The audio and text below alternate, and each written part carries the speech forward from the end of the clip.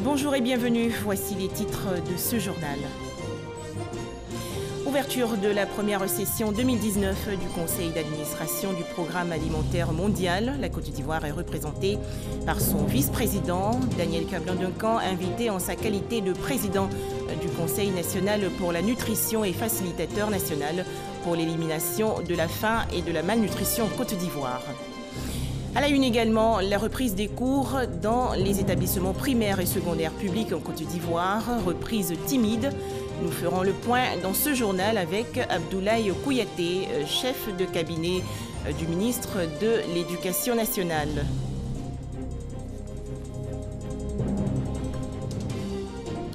Enfin, des tensions en Algérie. Plusieurs centaines de personnes ont manifesté hier contre un 5e mandat du président Abdelaziz Bouteflika. Merci de nous rejoindre pour commencer les activités du vice-président ivoirien. Daniel Kablan-Duncan est à Rome, en Italie, pour participer à la première session 2019 du Conseil d'administration du Programme alimentaire mondial. Le vice-président ivoirien est invité en sa qualité de président du Conseil national pour la nutrition et facilitateur national pour l'élimination de la faim et de la malnutrition en Côte d'Ivoire. Le point avec Jérôme Kofi Abola. Le vice-président Daniel Kablan-Duncan à Rome, il y est arrivé dans la soirée ce dimanche aux environs de 16h45 heure locale. Il vient dans la capitale italienne prendre part à une session du conseil d'administration du PAM, Programme alimentaire mondial. Nous sommes venus à l'invitation du PAM d'abord et puis du mouvement SUN. Le PAM, je crois que nous allons participer à la première session du conseil d'administration de 2019. Et vous savez, nous allons profiter de l'occasion pour préparer les prochaines rencontres vont se tenir à Abidjan. La première rencontre, ce sera le 1er mars, au niveau donc africain, sur le dossier de l'alimentation scolaire, qui va se tenir à cette date.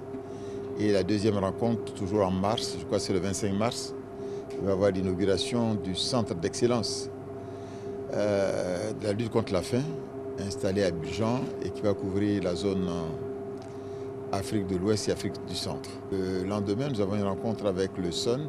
En fait, c'est un nom anglais, Scale Up Nutrition, avec Madame Gerda Verboom.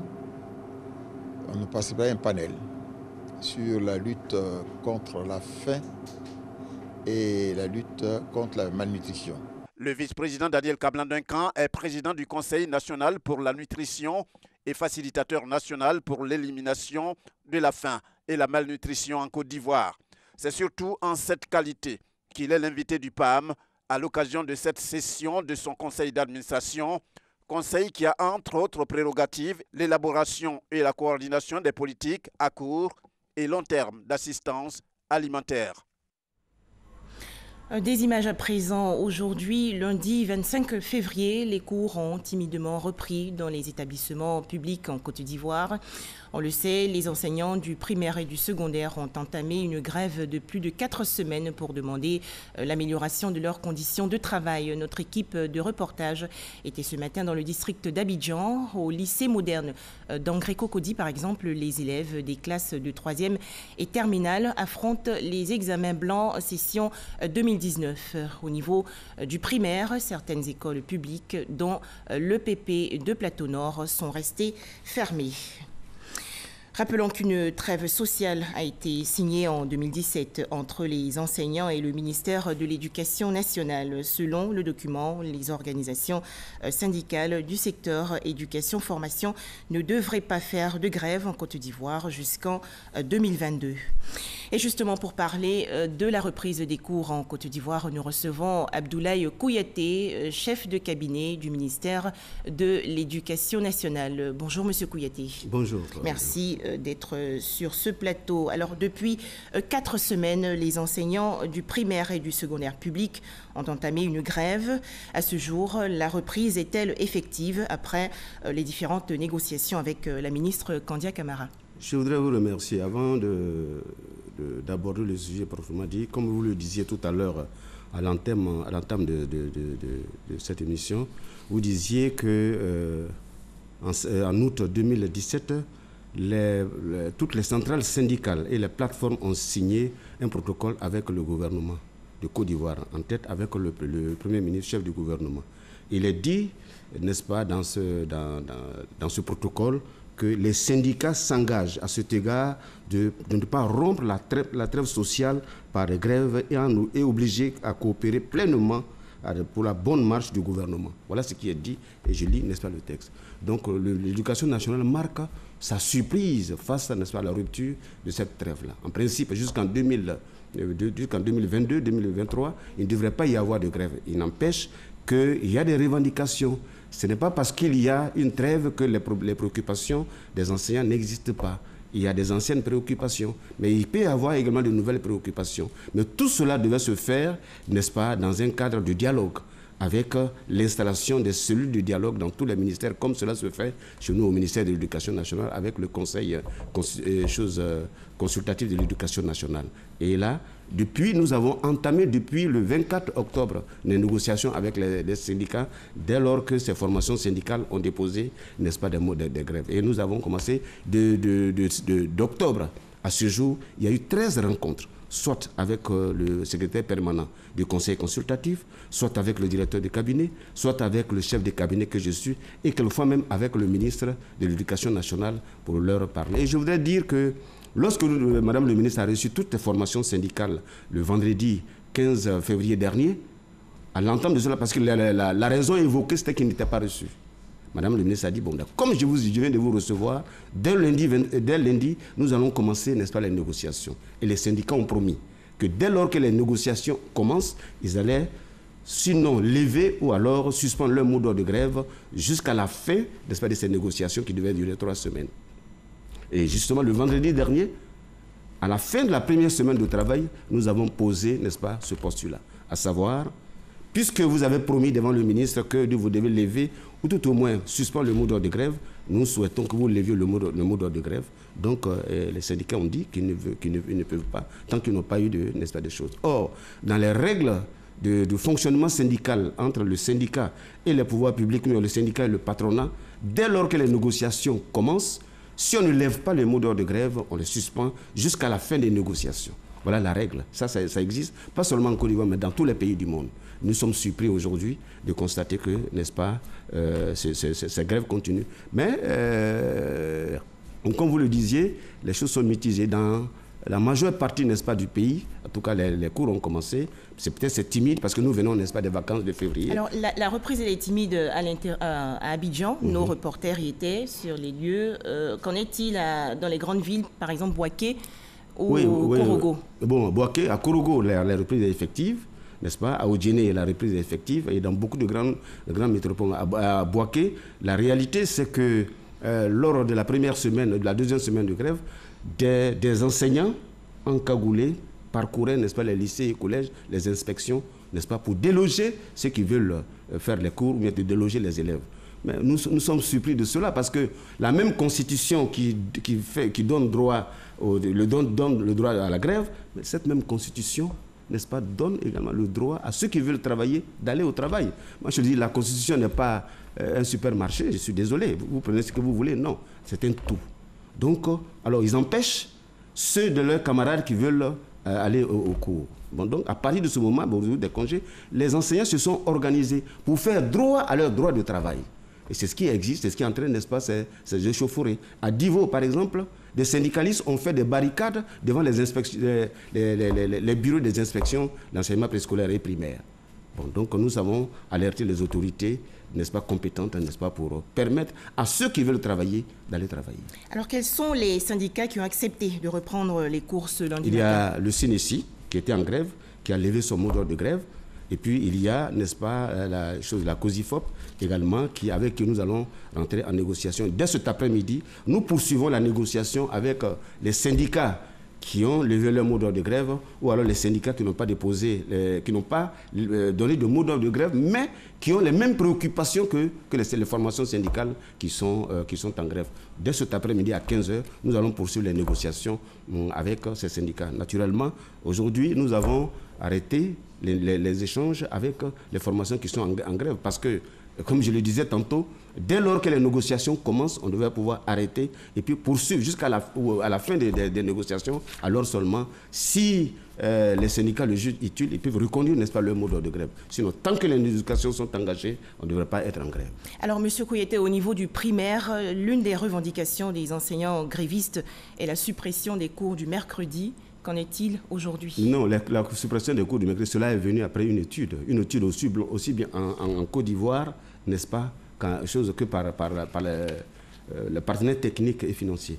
On a trouvé depuis le PASEF, chose de 2009, que le système éducatif, en tout cas au niveau des acquis scolaires, la Côte d'Ivoire était dernière parmi, n'est-ce pas, les 144 pays de la Confémène, par rapport aux études qui avaient été faites. Évidemment, nous pouvons dire qu'on était en 2009, nous étions en période de crise. Mais quand le PASEF a fait, n'est-ce pas, une autre étude en 2014, la Côte d'Ivoire n'avait pas une bonne place. Or, il est prouvé que la Côte d'Ivoire est l'un des rares pays à injecter beaucoup de ressources dans l'éducation, mais les résultats sont faibles. Et je voulais vous le dire, la Côte d'Ivoire est le seul pays où il y a 4 jours de travail. Les enseignants travaillaient 132 jours sur 365 jours. On avait, n'est-ce pas, 675 heures au lieu de 900 heures. Oui, la règle ici, c'est entre 900 et 1000 heures pour que l'année académique, n'est-ce pas, soit acceptée. Donc la réforme est venue, n'est-ce pas, pour apporter un correctif. Et le niveau de nos enfants était faible par rapport justement au fait que les enfants n'avaient pas le nombre, n'est-ce pas, d'enseignements qu'il fallait pour le faire. Et puis on a constaté également que les mercredis matins, si tant est que les enseignants ne voulaient pas, mais pourquoi le mercredi matin, les écoles étaient blindées? Et puis c'était aux frais, n'est-ce pas, des parents. Est-ce qu'il n'y a pas une injustice? Parce que seuls des parents qui n'ont pas les moyens ne pouvaient pas payer pour leurs enfants. C'est une question de justice. Alors l'État, n'est-ce pas, le gouvernement a pris la décision d'instaurer, n'est-ce pas, les cours de mercredi, comme nous le faisions avant. Avant, on allait à l'école, n'est-ce pas, du lundi au samedi matin. Seulement c'est le jeudi après-midi où il n'y avait pas cours. Et dans tous les pays du monde, c'est au moins 5 jours de travail par semaine. La Côte d'Ivoire était le seul pays à avoir 4 jours de travail par semaine. Dans tous les pays, vous prenez les pays comme le Swaziland, ils ont 6 jours de travail. Comme la Corée du Sud, 6 jours de travail. Le Burkina Faso, 5 jours de travail. Vous voyez, tous ces pays-là qui sont... Et la Côte d'Ivoire était bonne dernière. Et la Côte d'Ivoire avait, je le disais, 675 heures de travail au lieu de 900 heures. Aujourd'hui, avec la réforme, nous avons non seulement 34 semaines de travail, mais nous avons 1080 heures de travail pour être conforme, n'est-ce pas, aux normes internationales par rapport, n'est-ce pas, à notre système éducatif, pour que ce système trouve, n'est-ce pas, sa performance d'antan. Je dois vous le dire, il y a quelques années, il y a une vingtaine d'années, une trentaine d'années, la Côte d'Ivoire, n'est-ce pas, était le leader en matière d'éducation. Tout le monde, tous les pays de la sous-région et même de l'Afrique venaient faire les études, soit dans nos lycées et collèges, soit dans nos universités. Donc il faut que la Côte d'Ivoire retrouve, n'est-ce pas, ce lustre, n'est-ce pas, d'antan. Alors, ce retard pratiquement d'1 mois, le programme scolaire pourra-t-il s'achever, surtout pour les écoliers et élèves en classe d'examen? Comment envisagez-vous de rattraper le temps perdu? Oui, mais bon, évidemment, le système éducatif est outillé à cela. Donc, comme je le disais tantôt, dans beaucoup de villes, donc dans la majorité des villes, les cours continuent. Et ceux-là vont continuer, mais celles qui ne sont pas, où il n'y a pas cours, donc il y aura, n'est-ce pas, des cours de rattrapage qui vont se faire. En tout état de cause, l'État de Côte d'Ivoire va prendre, n'est-ce pas, des dispositions pour que les examens se fassent, n'est-ce pas, non seulement à date, mais avec un programme achevé. Pour terminer, avez-vous un mot à l'endroit des enseignants encore réfractaires? Mais je dois adresser d'abord les mots aux parents d'élèves, aux chefs traditionnels et aux guides religieux de faire en sorte que l'école réponde, parce que si nous ne respectons pas le calendrier, cela va jouer négativement sur nos enfants qui passent le baccalauréat et ils ne seront pas en conformité avec le calendrier international qui vont s'inscrire dans les autres universités. Mais il s'agit, n'est-ce pas, de l'éducation de nos enfants. Il s'agit de l'éducation de leurs enfants. Ils doivent s'impliquer à faire en sorte à sensibiliser les enseignants. Parce que, comme Madame le ministre me le dit, l'éducation des enfants de Côte d'Ivoire, elle est très importante pour que ce soit seulement géré par les gestionnaires directs. Tout le monde doit s'impliquer. Parents d'élèves, guides religieux, chefs traditionnels, tout le monde doit pouvoir s'impliquer. Et c'est ce qu'on appelle, n'est-ce pas, la communauté internationale. Je voudrais lancer un appel aux parents. Aux enseignants, nous voulons leur demander, n'est-ce pas, de faire en sorte de respecter, n'est-ce pas, les règles qu'il faut. Nous sommes en négociation. La négociation n'a jamais été rompue. Nous continuons les négociations. Et quand nous aurons fini, nous transmettrons cela, n'est-ce pas, à la hiérarchie et le gouvernement va prendre la décision qu'il faut pour voir ce qu'il y a lieu de faire dans la satisfaction des préoccupations soulevées par les enseignants. Voilà, je dois rappeler qu'il ne s'agit pas de l'amélioration des conditions de vie des enfants, des enseignants.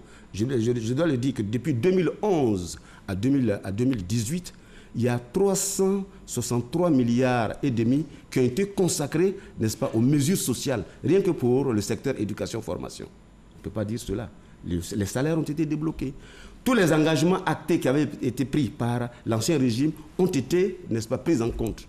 Que vous voyez. Et puis, la cerise sur le gâteau, le stock des arriérés, qui était de 249 milliards 600 millions de francs CFA, ont été mis en compte, ont été pris en compte par le gouvernement. Alors vraiment, il ne s'agit pas de cela. Je ne vous parle pas du nombre de classes qui ont été construites. Plus de 30 000 salles qui ont été construites, plus de 43 000 enseignants ont été recrutés. Tout cela pour permettre que les enseignants aient non seulement les conditions de vie, mais des conditions de travail optimum. Je voudrais vous remercier. Voilà, nous recevions Abdoulaye Kouyaté, chef de cabinet du ministère de l'Éducation nationale. Merci à vous pour toutes ces explications. Je vous en prie.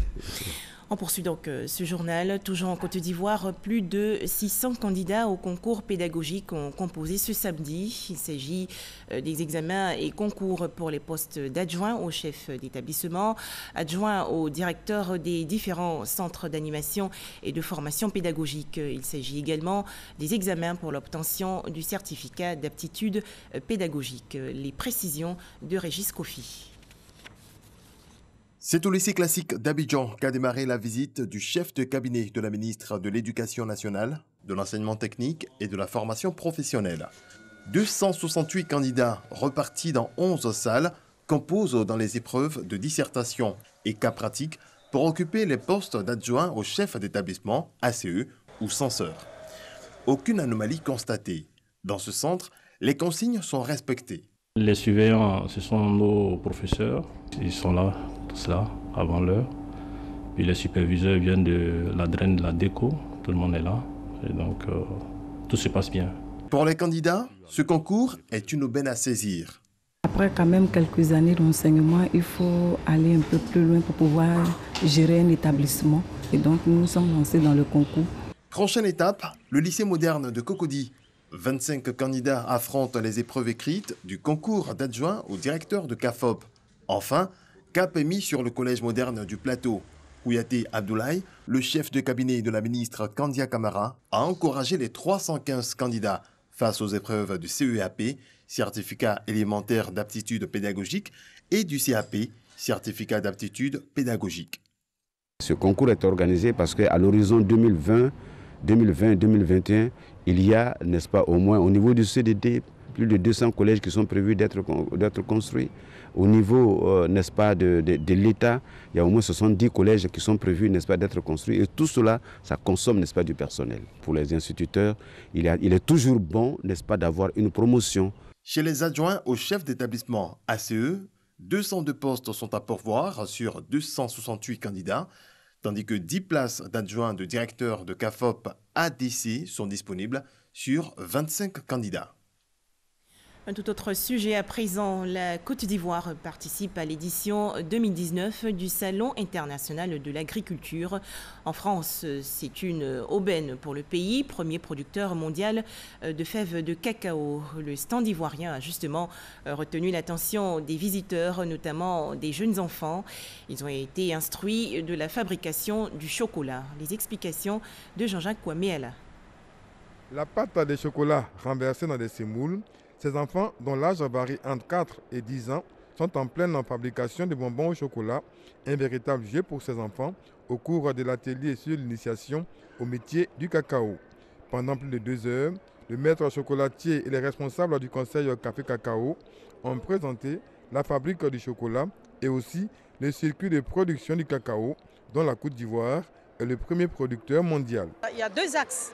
Un premier axe théorique qui permet aux enfants de regarder un film depuis la pépinière de cacao jusqu'à la tablette de chocolat, qui est quelque chose de théorique. Et après, vous avez une phase pratique qui se fait avec un chocolatier en partenariat avec le conseil, parce que nous comptons mettre l'accent sur la promotion au niveau de la petite enfance, que nous considérons comme une pépinière de consommateurs à qui il faut déjà donner des habitudes de consommation du chocolat et surtout du chocolat de Côte d'Ivoire. Une activité qui réjouit ces enfants venus de plusieurs régions de France. J'ai retenu qu'au début, c'est dans la cabosse. D'abord, ils doivent la casser.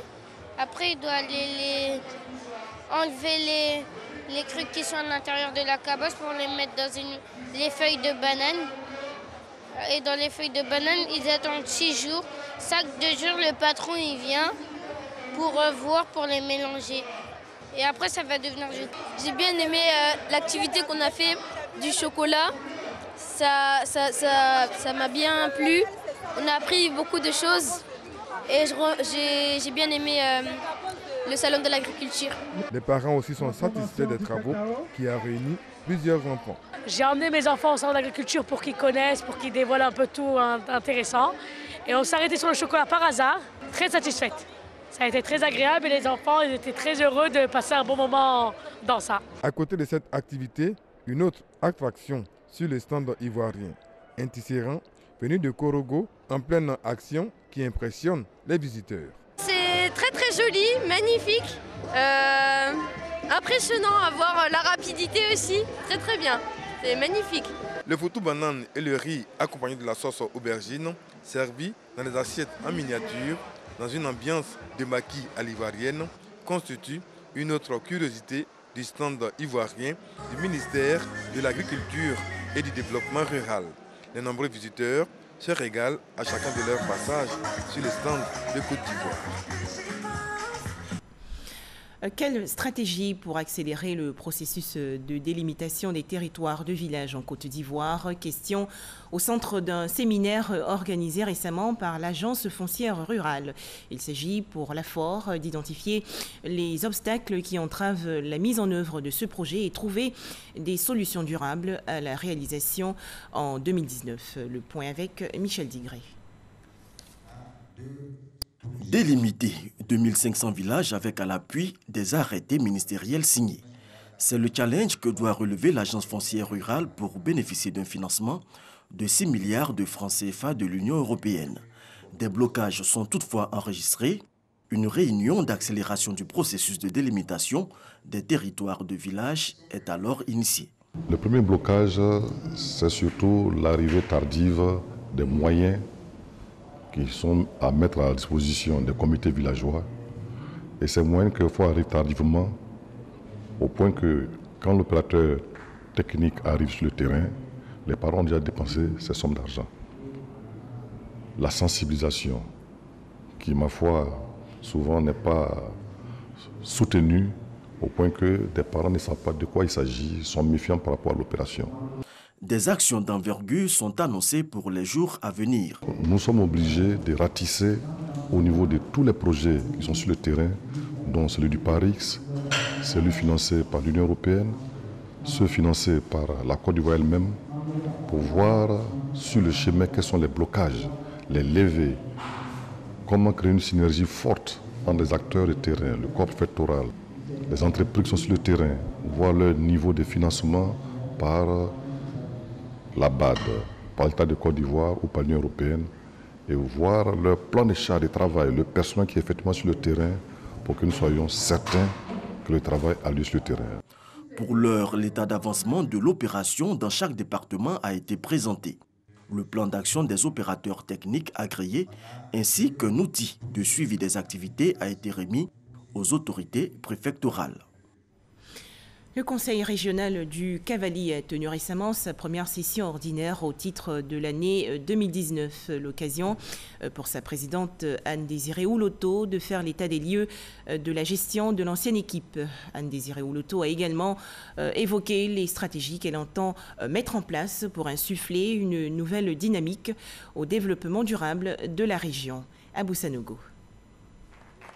C'est la première session ordinaire au titre de l'année 2019 du Conseil régional du Cavali à la salle Alassane Ouattara de Guiglou, présidée par Anne-Désirée Ouloto, présidente du Conseil régional du Cavali.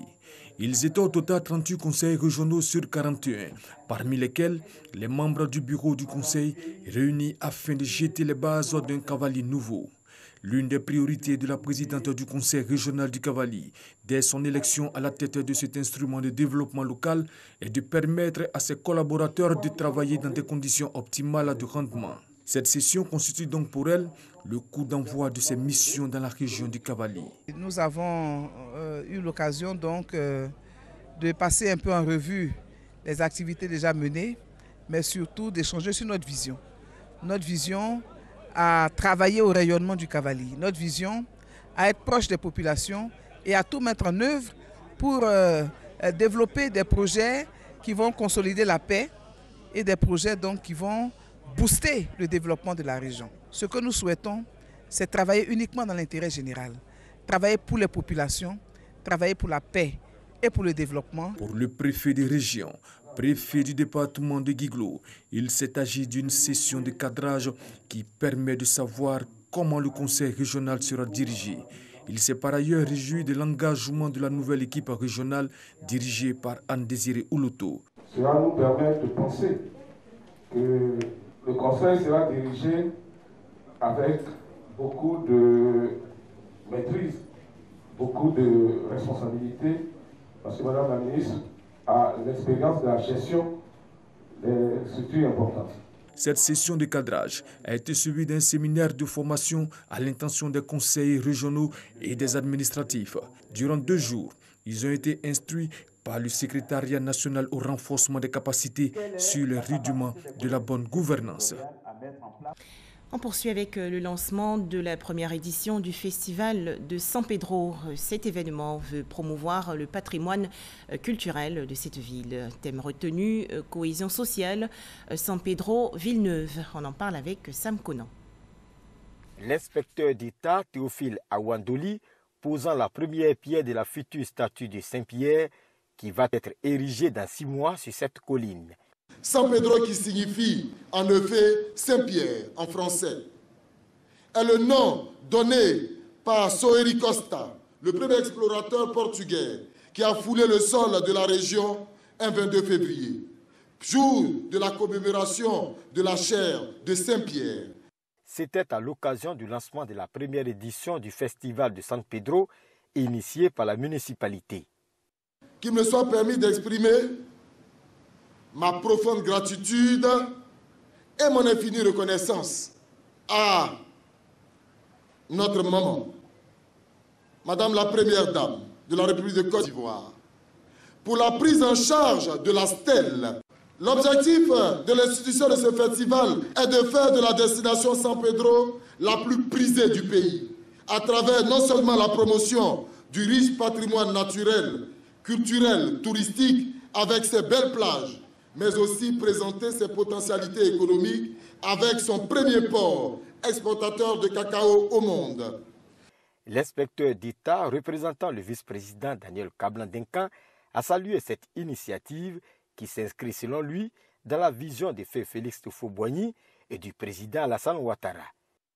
La ville doit assurément son développement à la vision clairvoyante du président Félix Houphouët-Boigny.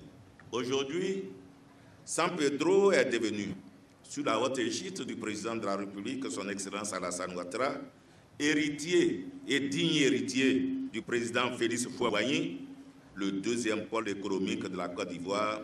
Nous savons tous que la paix procède du développement.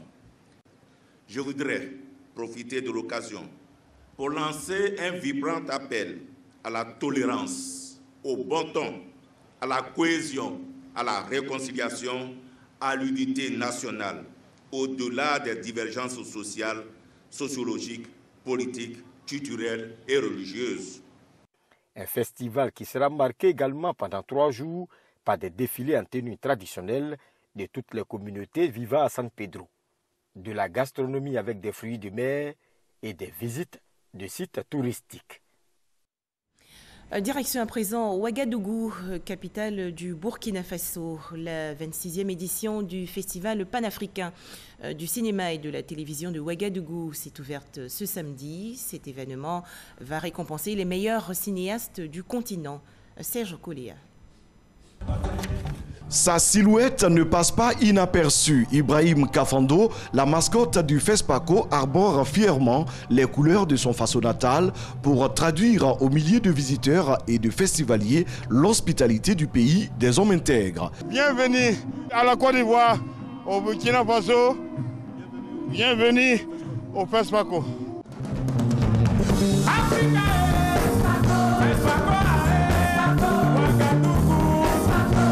Cette année, le Festival panafricain du cinéma et de la télévision de Ouagadougou fête ses 50 ans. Un demi-siècle d'une histoire qui n'a jamais cessé de s'écrire depuis 1969. Je voudrais dire que je suis émue parce que c'est une chance extraordinaire d'avoir aidé à mettre le FESPACO au monde et de le voir souffler sa 50e bougie. Je voudrais rendre un vibrant hommage aux grandes figures du cinéma africain de la diaspora pour avoir tenu haut le flambeau du FESPACO. Par votre engagement individuel et collectif, vous avez fait du FESPACO la voix du cinéma africain dans le monde. L'étalon, symbole du FESPACO, est prêt à continuer l'aventure. Le président de la République, Roch Marc Christian Kaboré, a donné le clap d'ouverture de la 26e édition qui se tient du 23 février au 2 mars avec comme pays invité d'honneur le Rwanda. Plusieurs prestations artistiques ont donné du rythme et des couleurs à cette cérémonie d'ouverture au stade municipal de Ouagadougou.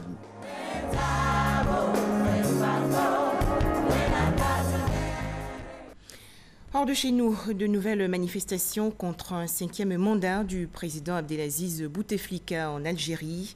Des centaines de personnes ont manifesté malgré un important dispositif policier à Alger, la capitale.